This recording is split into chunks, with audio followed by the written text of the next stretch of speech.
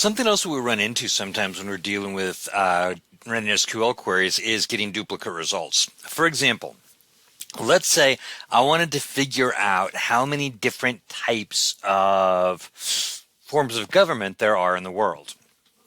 So if I look at my ER diagram, you'll see in the country table, I have this government form. So let's look at what that data looks like real quick. So I'm going to select, I've already done the use world, so I'm going to select government form from, let me do this on a separate line just to make it look good, from country. From country. And then execute that. And that's going to list all of my different forms of government. And you're going to see a bunch of duplicates, right? Here's Republic done multiple times. That's the most common one. Here's some constitutional monarchies, repeating ones. All right, what if I just wanted to look at the individual ones?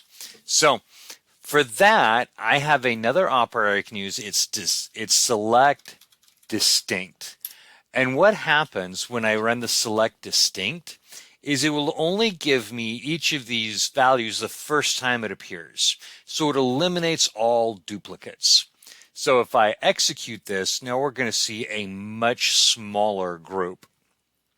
So, and we have some Republic only appears once, constitutional monarchy now only appears once, and we'll see several other ones, but each one now only appears one time. That's what the select distinct does.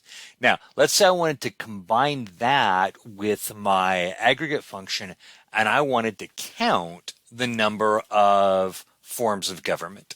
So for that, I can do select count distinct government form and execute.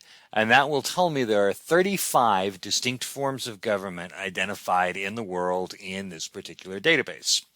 Okay, so that distinct operator is what we can use anytime we want to run queries, but we don't want to allow duplicate results. Instead of doing the select, we just do select distinct.